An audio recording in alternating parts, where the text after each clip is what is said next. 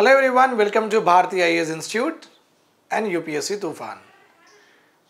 आप लोग सबको ऑलरेडी ये पता है, हम इंडियन इकोनॉमिक सीरीज कर रहे हैं और उसमें पहला चैप्टर हमारा lecture number 1 economic growth and economic development हो चुका है। द सेकेंड चैप्टर जो हम कर रहे हैं वो है बजट। ये पूरी इंडियन इकोनॉमिक सीरीज़ और उसके रिलेटेड जो भी एमसीक्यूज रहेंगे और इंडिया ईयर बुक आने के बाद में, इकोनॉमिक सर्वे आने के बाद में, बजट आने के बाद में, तो जो हमारा मई में एग्ज़ाम होगा यूपीएससी प्रीलिम्स का, उसके लिए ये पूरा फॉर्मेट हमें फॉलो करना है।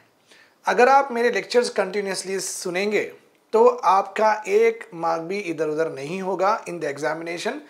ये मेंस तक की पढ़ाई है, ठीक है। जनरल ऐसे भी कर सकते हैं और जीएस पेपर 3 में भी आपको आसानी होगी। ओके, मेरे पूरे लेक्चर्स आराम से फॉलो करिए और इत्मीनान से फॉलो करिए। जल्दी जल्दी नहीं करना है। छोटे छोटे चीज़ें हमेशा बहुत अच्छी दिखती है, बट याद रखिए, जितना आप डीपर और जितना आप एलॉबरेटली पढ़ते हैं, आपको उतना अच्छा मार्क्स आने के चांसेस रहेंगे। और जब आप मेंस आंसर रेटिंग जब भी लिखते हैं तो इंटर कनेक्शन ईजी होगा। अगर ज़्यादा पढ़ेंगे नहीं तो इंटर कनेक्टिविटी कहाँ से आएंगी, तो नहीं आ सकती है। इसलिए ज़्यादा पढ़ने से, अब मैं ऐसा नहीं बोल रहा हूँ कि ज़्यादा पढ़ने से 5-6 बुक्स पढ़ लो। हमारा जो भी टॉपिक होता है आप उसमें हम थोड़ा एक्सटेंसिव वे में पढ़ सकते हैं। ऑब्वियसली जितना सिलेबस है उतना में ही हमें रेस्ट्रिक्ट करना होगा। That is a very common fact, right. So budget के हम ऑलरेडी 5 पार्ट कंप्लीट कर चुके हैं। जो मुझे पहली बार सुन रहे हैं, ये लेक्चर सुनने के बाद में 5 पार्ट देखिए, उससे पहले लेक्चर 1 भी देखिए, ठीक है। चलो शुरू करते हैं अपना टॉपिक। जो मुझे पहली बार देख रहे हैं उनके लिए मैं बता दूं, ये जो यहाँ पे पूरे 71 स्लाइड्स हैं और भी 71 स्लाइड्स है एक्चुअली बजट में, तो ये स्मार्ट बोर्ड इतना ही लेता है। तो 71 स्लाइड्स में ऑलरेडी हम 50 स्लाइड्स पढ़ चुके हैं हमारे 5 पार्ट्स में। तो आप देख सकते हैं ये टॉपिक्स कवर कर चुके हैं। बजट कैसा बनाया जाता है, बजट का रोल क्या है, बजट के फंक्शंस क्या है, थोड़े एमसीक्यूज भी हम करे हैं, कौन बजट बनाते हैं, कौन से इंस्टीट्यूशंस बजट के बिहाइंड हैं, ठीक है। बजट मेकिंग प्रोसेस क्या होता है, अप्रूवल सिस्टम क्या होता है, ठीक है। डिबेट किस तरीके से की जाती है, प्रेसिडेंट कितने दिन में बजट को असेंट करना होगा, 75 डेज, ये बहुत इंपॉर्टेंट यूनिक जीके है। Okay, budget making process top secret क्यों है, इसके बारे में हम पढ़ चुके हैं, ठीक है। और अपोजिशन के पास क्या क्या पावर है to keep checks and balances, किस तरीके से अपोजिशन अपनी निगाह रख सकती है कि रूलिंग पार्टी पैसे किस तरीके से वो एक्सपेंडिचर कर रही है। तो कट मोशंस के बारे में हम पूरा पढ़ चुके हैं ऑलरेडी, ठीक है। थोड़े एमसीक्यूज भी देखे हैं। बजट में चेंजेस आए थे 2014 से पहले। कांग्रेस गवर्नमेंट जिस तरीके से बजट प्रेजेंट करती थी 2014 के बाद में, उसमें थोड़े चेंजेस आए थे। तो वो चेंजेस क्या क्या हैं, बिफोर एंड आफ्टर में यहाँ पे आपको बता चुका हूँ। कॉन्स्टिट्यूशनल प्रोविजंस बजट के कितने आर्टिकल्स है जो कि बजट या फाइनेंस या टैक्स से रिलेट करते हैं, ये पूरे हम ऑलरेडी पढ़ चुके हैं, ठीक है। फिर बजट के 8 डॉक्यूमेंट्स हैं, पूरे 8 डॉक्यूमेंट्स हमारे हो गए हैं ऑलरेडी, ठीक है। Grant, types of grants, finance bill, ये पूरे 8 डॉक्यूमेंट्स में से पूरे डॉक्यूमेंट्स है 1 by 1। ये ऑलरेडी हमारा लेक्चर हो चुका है। जी के फैक्ट्स भी पढ़ चुके हैं। बजट टैक्स का मतलब क्या है, ओके और टैक्स कैश में भी दिया जाता है, लेबर इक्विवेलेंट में भी दिया जाता है, ये भी सब हम पढ़ चुके हैं। डायरेक्ट टैक्स के बारे में पढ़े हैं, इनडायरेक्ट टैक्स के बारे में पढ़ चुके हैं, ठीक है। यहाँ तक हुआ था हमारा last lecture. Okay, fiscal federalism budget lecture 2 P5 यहाँ तक हुआ था। अब हम पढ़ने वाले हैं P6, ठीक है। हमारे कॉन्स्टिट्यूशन में ऐसा कौन सा आर्टिकल है जहाँ पे ये लिखा हुआ है, ऐसा कौन सा आर्टिकल है जहां पे ये लिखा हुआ है कि फाइनेंशियल पावर्स डिस्ट्रीब्यूट होनी चाहिए सेंटर और स्टेट गवर्नमेंट के बीच में। कौन सा आर्टिकल है? सो आर्टिकल 246 याद रखिए। आर्टिकल 246 जो कि 7th शेड्यूल में है, ये पावर्स डिस्ट्रीब्यूट करता है powers, okay, between what, parliament and state legislature. Parliament और असेंबली, स्टेट असेंबलीज के बीच में ये आर्टिकल डिस्ट्रीब्यूट करता है। देखिए ये फाइनेंशियल एरियाज पे पार्लियामेंट लॉ बना सकती है, लेजिस्लेटिव पावर्स, और ये फाइनेंशियल एस्पेक्ट्स पे स्टेट असेंबलीज लॉज बना सकती हैं। तो आर्टिकल 246 7th शेड्यूल में फाइनेंशियल लेजिस्लेटिव पावर्स का भी डिस्ट्रीब्यूशन हुआ है between centre and the state assemblies, तो ये आप बोल सकते हैं। और ये डिवीजन छोटा मोटा डिवीजन नहीं था, ये डिवीजन आपको लिस्ट 1, लिस्ट 2, लिस्ट 3, 3 भी लिस्ट में दिखाई देगा। सो आपको पता ही है लिस्ट 1 में जो भी आइटम्स है उसके ऊपर लॉ सिर्फ यूनियन गवर्नमेंट बना सकती है, ठीक है। लिस्ट 2 में जितने भी एरियाज है, जितने भी एस्पेक्ट्स है, जितने भी सब्जेक्ट्स है, जितने भी आइटम्स है, उसके ऊपर लॉ स्टेट लेजिस्लेचर भी बना सकती है। और हमारे पास लिस्ट 3 है जहाँ पे बोथ स्टेट और यूनियन दोनों भी लॉ बना सकते हैं। ऑब्वियसली जब यूनियन का लॉ आ जाता है तो स्टेट का जो लॉ होता है वो ओवरराइड हो जाता है जब तक कि स्पेशल परमिशन ना लें, ठीक है। तो ये चीज़ें आपको याद रखनी होगी। So distribution of financial legislative powers कहाँ पे दिया गया है? आर्टिकल 246 7 शेड्यूल, और ये 3 लिस्ट में भी मेंशन है, ठीक है।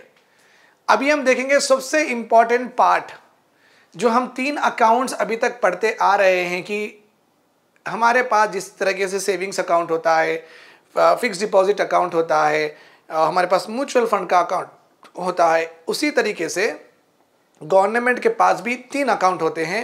एक consolidated fund of India, contingency fund of India, public accounts of India. तो ये 3 फंड्स के बारे में हम अच्छे से पढ़ेंगे, थोड़े एमसीक्यूज भी करेंगे, ठीक है। चलो देखते हैं हम कंसोलिडेटेड फंड ऑफ इंडिया कौन से आर्टिकल में है, इंपॉर्टेंट क्या है? आर्टिकल 266(1). इसका मैं टैबुलर फॉर्म भी दिया हूं इन द लेक्चर, वो अगर वो भी पढ़ेंगे तो हो जाएगा, बट एक्सप्लेनेशन इंपॉर्टेंट है। सो कंसोलिडेटेड फंड ऑफ इंडिया बनाना है, कौन बोले? ये कॉन्स्टिट्यूशन में लिखा हुआ है, 266(1) आर्टिकल में ये लिखा हुआ है। अब ये कंसोलिडेटेड का मतलब है पूरा इकट्ठा होना, ओके। और ये एक फंड है जिससे हम यूज करेंगे for the welfare of the Indian people. हमारे सिटीजन्स के ऊपर हम ये एक्सपेंडिचर करके हमारे देश को और आगे लेके जाएंगे और लोगों की लाइफ भी बेहतर करेंगे, ठीक। सो ये जो फंड है, ये फंड में पैसे कहाँ कहाँ से आते हैं? तो पहला है टैक्स से पैसे आते हैं, जो इनकम टैक्स बनते हैं, जीएसटी बनते हैं, कॉर्पोरेट टैक्स बनते हैं, सिक्योरिटी ट्रांजैक्शन टैक्स बनते हैं, कई तरह के टैक्सेस होते हैं। वो पूरे टैक्सेस जो भी हम बनते हैं ये यहाँ पे आके बैठेंगे। और नॉन टैक्स रेवेन्यूज, जो भी पैसा गवर्नमेंट को आता है उसे हम रेवेन्यूज बोलेंगे, ओके।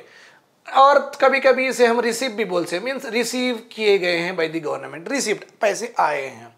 सो टैक्स में जो पैसा आता है वो पूरा यहाँ पे जाएगा। नॉन टैक्स मीन्स इसके, ये जो गवर्नमेंट को पैसा आ रहा है ये टैक्स से नहीं आ रहा है, कोई टैक्स इम्पोज करके नहीं आ रहा है, ये गवर्नमेंट को किसी और तरीके से आ रहा है। वो किसी और तरीके से क्या हो सकता है? कोर्ट के फाइन्स हो सकते हैं, ओके। और जो भी चालान्स गवर्नमेंट काटती है, इलेक्ट्रिसिटी पे कुछ भी गवर्नमेंट सरचार्ज लेती है, रेलवे के जो टिकट्स गवर्नमेंट बेचती है, ठीक है। तो इस तरीके से जो भी माइनिंग के जो ब्लॉक्स, माइनिंग एरियाज जो ऑक्शन होते हैं ना, तो फिर उससे जो पैसे आता है, रॉयल्टीज़ भी गवर्नमेंट के पास आती हैं।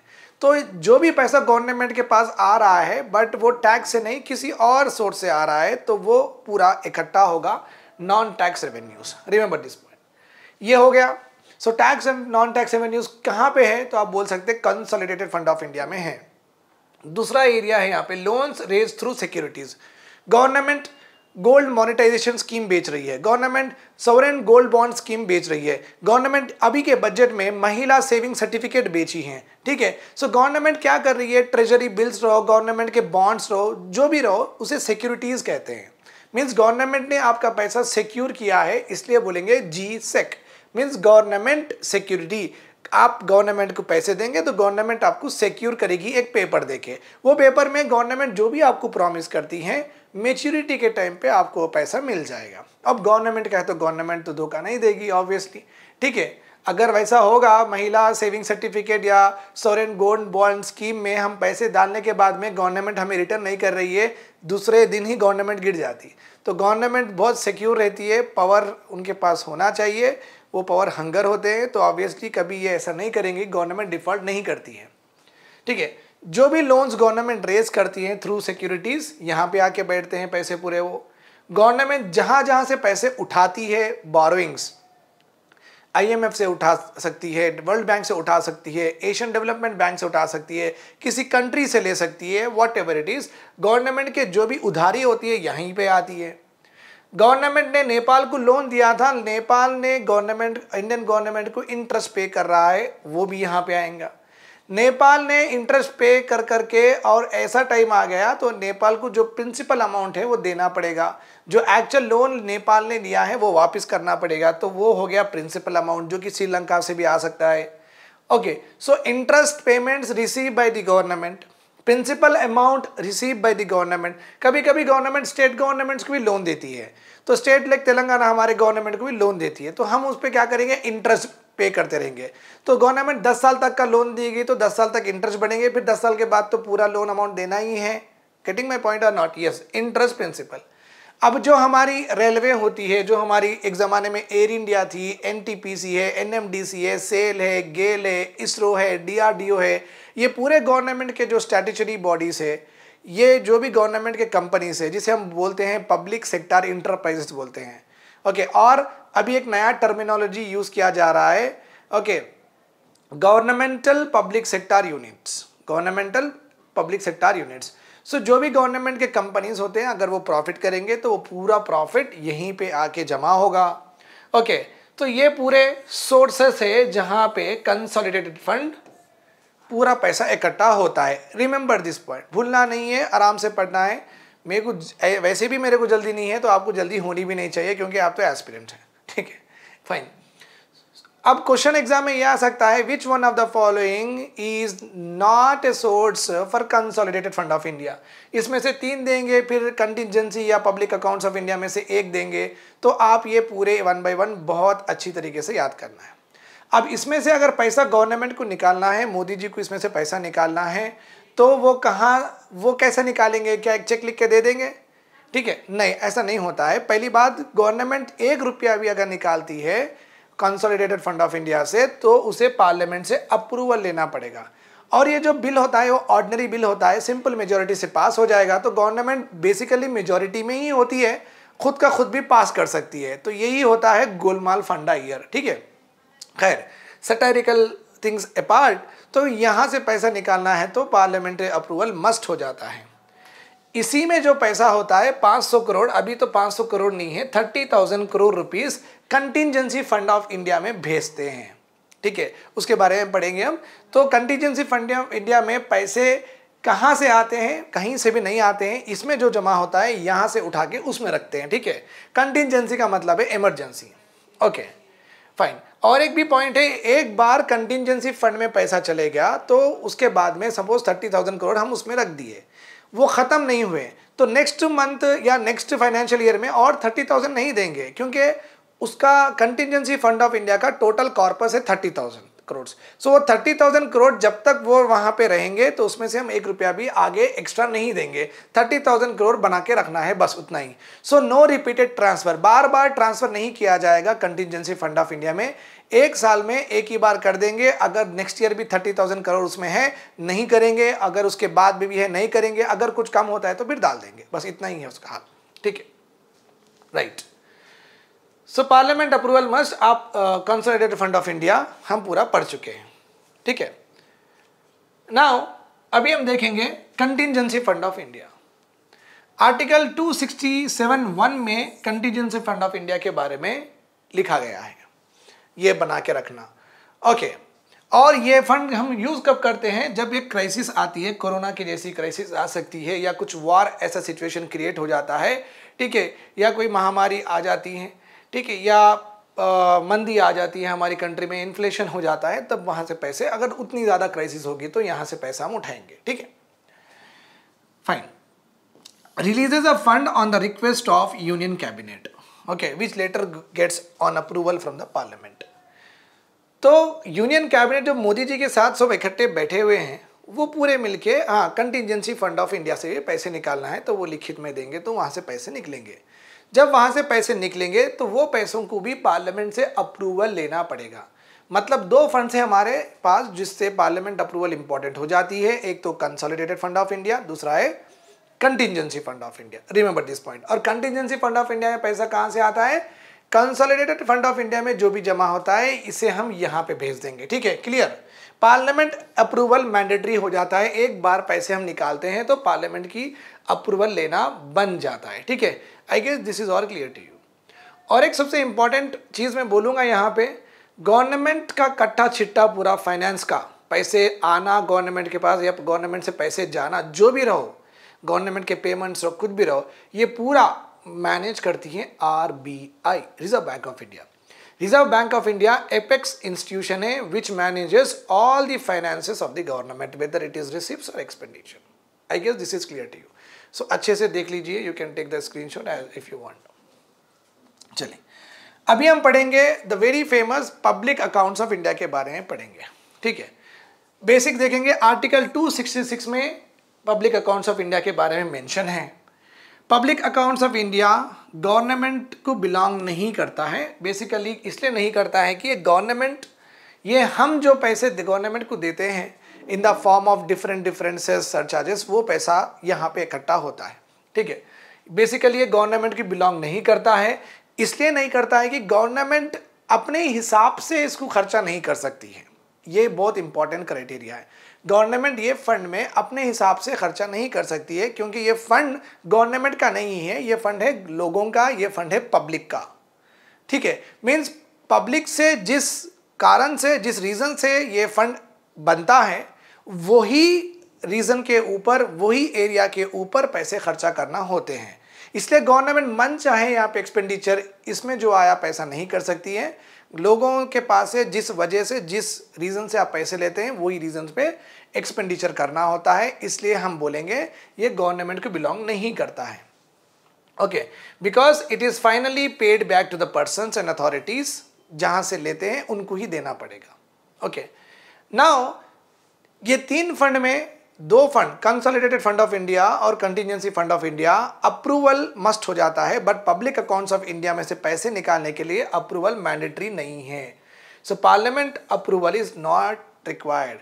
पार्लियामेंट्री ऑथराइजेशन, पार्लियामेंट ऑथराइज करना है, मीन्स ओके निकालो, ये ज़रूरत नहीं है। पार्लियामेंट का सबका अप्रूवल यहाँ पे ज़रूरत नहीं है, पार्लियामेंट का ऑथराइजेशन ज़रूरत नहीं है।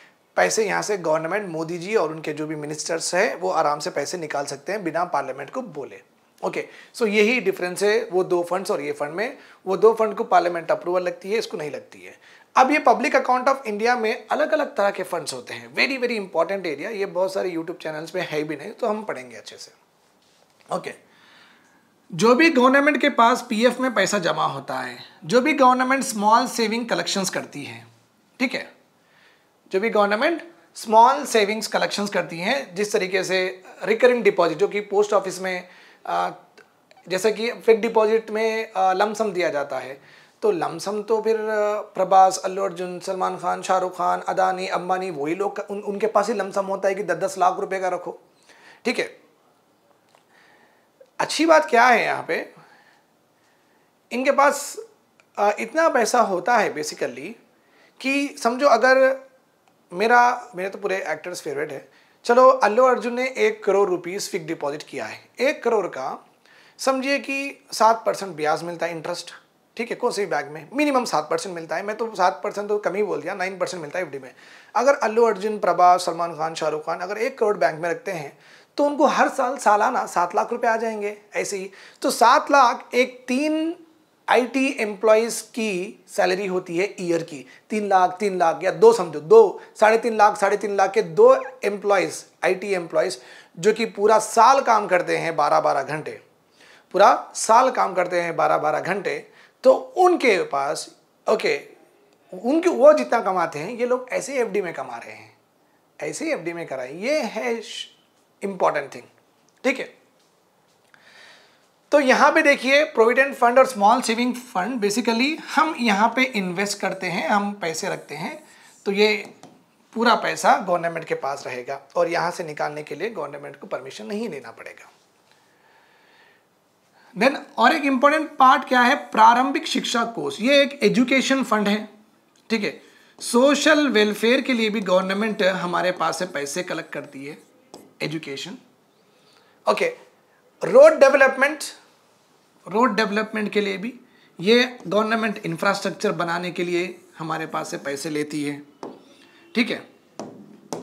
नेशनल इन्वेस्टमेंट फंड, ओके, ये गवर्नमेंट के पास ये पैसा आएगा डिसइन्वेस्टमेंट से आएगा। किससे आएगा?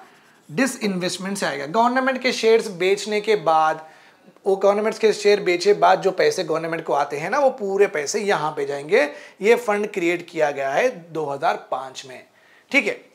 उसके बाद में नेशनल क्लाइमेटिक कंटिजेंसी फंड, एक क्राइसिस के लिए भी गवर्नमेंट पैसे कलेक्ट कर सकती है, ठीक है। जैसे कि अगर इंडिया है, कोस्टल स्टेट्स को गवर्नमेंट ये बोल सकती है कि ये जो भी यहाँ पे कोस्टल स्टेट्स होते हैं वो लोग इनकम टैक्स के साथ साथ वो लोग एक क्राइसिस सेस भी देना पड़ेगा। अगर कोई यहाँ पे बाढ़ आएगी तो जो भी इफेक्ट होंगे उनके खाते में हम इतने 10,000 रुपये देंगे या रिकंस्ट्रक्शन के लिए देंगे।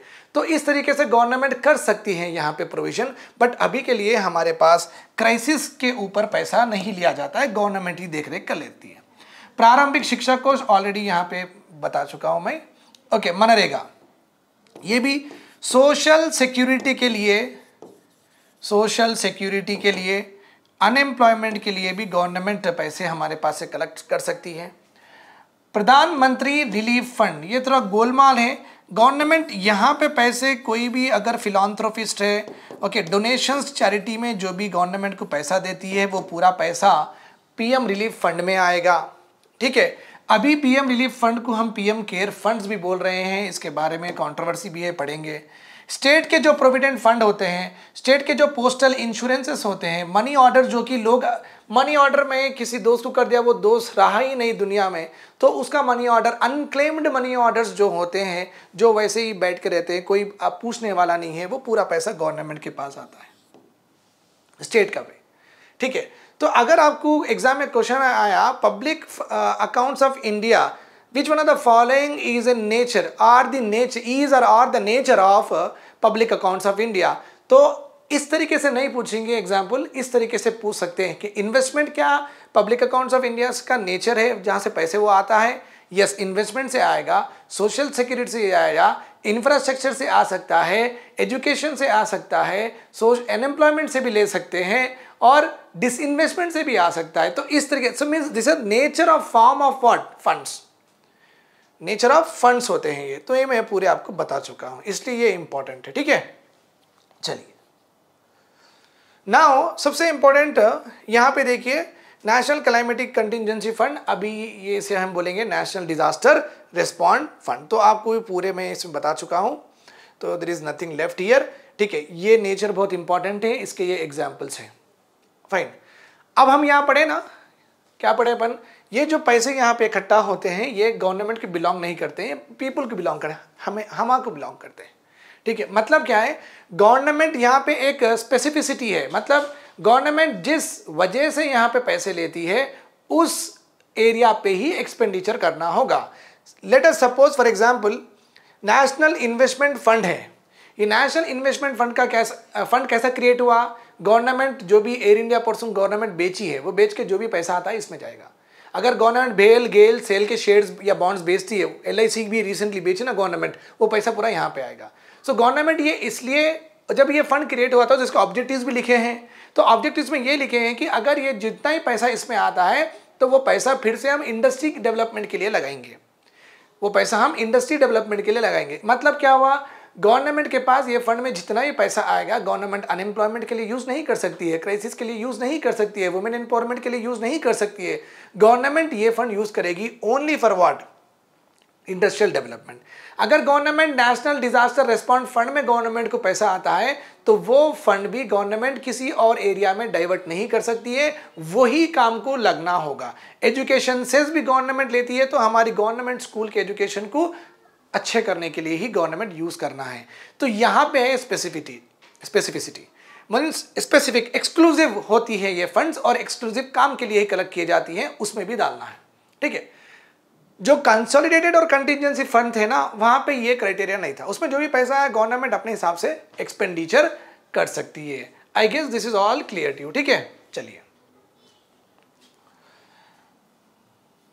ये बहुत इंपॉर्टेंट है my dear friends, please make sure that you are aware of this fact. अच्छे से पढ़ेंगे। टाइप्स ऑफ फंड्स मैं यहां पे लिख दिया हूं, ठीक है। कंसोलिडेटेड एक है हमारे पास, कंटिजेंसी है पब्लिक अकाउंट्स ऑफ इंडिया। देखिए article consolidated fund of India का आर्टिकल है 266(1), कंटिजेंसी का 267(1), पब्लिक अकाउंट्स ऑफ इंडिया का 266। Parliament approval consolidated fund of India को लेना है, यस। कंटिजेंसी को लेना है, yes. Public accounts of India को पार्लियामेंट अप्रूवल नहीं लेना है। Scrutiny, consolidated fund of India में जब गवर्नमेंट एक्सपेंडिचर करती है, क्या इसे कोई ऑडिट करते हैं? हाँ करते हैं। काग करते हैं। इसे कोई ऑडिट करते हैं? हाँ करते हैं। पब्लिक अकाउंट्स ऑफ इंडिया में करते हैं? हाँ मेजरली करते हैं, बट पीएम केयर फंड आने की वजह से क्या हो गया, PM care fund out of the purview of काग हो गया है। हमारे जो ऑडिटर हैं काग, कंट्रोलर एंड ऑडिटर जनरल, उनके अंडर पीएम केयर फंड नहीं आता है। ओके, ये प्रॉब्लम होती है। ओके, और एक भी है हमारे पास, कॉर्पोरेट सोशल रिस्पॉन्सिबिलिटी में जो भी पैसा आता है ना, वो पैसा की भी स्क्रूटिनिटी गवर्नमेंट नहीं करती है। और ये दो फंड में जो भी गवर्नमेंट के पास पैसा आ रहा है, इसको कोई ऑडिट नहीं कर रहे हैं। कहाँ पे खर्चा हो रहा है किसी को नहीं पता है, इसलिए यहाँ पे मैं डिपेंड्स लिख दिया। बेसिकली यहाँ पे भी ऐसे ही होना चाहिए, बट ये दो फंड आने के वजह से डिपेंड्स बन गया। ठीक है। स्पेसिफिसिटी, इसमें जो भी पैसा आता है मन चाहे गवर्नमेंट एक्सपेंडिचर कर सकती है इसमें भी, बट यहाँ पे नहीं। यहाँ पे जो पब्लिक अकाउंट्स ऑफ इंडिया में जो फंड में पैसा आता है, वही फंड के ऊपर, वही एरिया एस्पेक्ट के ऊपर डेवलप करना है। सिचुएशन, यहाँ पे consolidated fund of India regularly government use करती है। Contingency fund of India only emergency के टाइम पे रिलीज करना है। Public accounts of India regularly government use करती है। ठीक है। Choose the incorrect statement among the following. अभी देखेंगे, public accounts of India require no parliament approval where both contingency and consolidated fund requires parliament approval. All funds, consolidated, contingency and public accounts of India are scrutinized by various committee. The major source of expenditure to the government is consolidated fund of India. There is no provision of consolidated fund of India to the state government except contingency fund and public accounts of state. ये UPSC में question आया था। अगर आप पूरे अच्छे से पढ़ेंगे तो आपको पता होगा। ये तो सही है, हमारा आंसर है इनकरेक्ट, तो ये तो सही है। ऑल फंड्स, ये पीएम केयर फंड आने से पहले का क्वेश्चन था, इसलिए जब के टाइम पे पूरे फंड्स डेफिनेटली स्क्रूटिनाइज किए जाते थे बाय वेरियस कमिटी, तो ये भी सही है। The major source of revenue expend, government को जो भी पैसा आता है, ये भी सही है, कंसोलिडेटेड फंड ऑफ इंडिया में ही आता है। ये रॉन्ग है, क्योंकि मैं पार्ट 4 या पार्ट 3 में ये आपको ऑलरेडी बोल चुका हूँ। जिस तरीके से यूनियन गवर्नमेंट के पास कंसोलिडेटेड फंड ऑफ इंडिया है, कंटिजेंसी फंड ऑफ इंडिया है, पब्लिक अकाउंट्स ऑफ इंडिया है, उसी तरीके से हमारे पास स्टेट गवर्नमेंट में भी कंसोलिडेटेड फंड ऑफ स्टेट है, कंटिजेंसी फंड ऑफ स्टेट है, पब्लिक अकाउंट्स ऑफ स्टेट है। सो एग्जैक्टली तीन यहाँ यूनियन गवर्नमेंट के पास जो है, स्टेट के पास भी 3 के 3 वो है, इसलिए ये रॉन्ग है, बिकॉज यहाँ पे एक नहीं है बोल के लिखा है। Okay. Which among the following are not the part of consolidated fund of India? Consolidated fund of India के इंडिया में कौन सा फंड नहीं होता है? Borrowings by the government, revenue collected by the government, disinvestment proceeds of PSU, interest received. अब यहाँ पे देखिए borrowing, revenues, interest. तो यहाँ पे आप देख सकते हैं, ऑलरेडी हम लिख चुके हैं, borrowings, revenues, interest. ये 3 है, ठीक है। बट हमारा लास्ट वहां पे स्टेटमेंट था डिसइन्वेस्टमेंट, नेशनल डिसइन्वेस्टमेंट। डिसइन्वेस्टमेंट किसका है? पब्लिक अकाउंट्स ऑफ इंडिया का है। इसलिए यहां पे क्या बोल रहा है, disinvestment proceeds consolidated fund of India के नहीं होते हैं। ये है हमारा answer.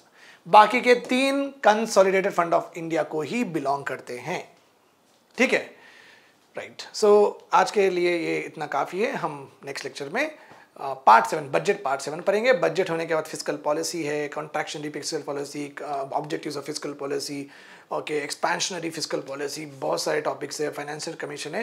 Please do watch the lectures all the time and make sure that you like, share and subscribe to my channel and also be with me, you will be a master in economics for sure. Thank you.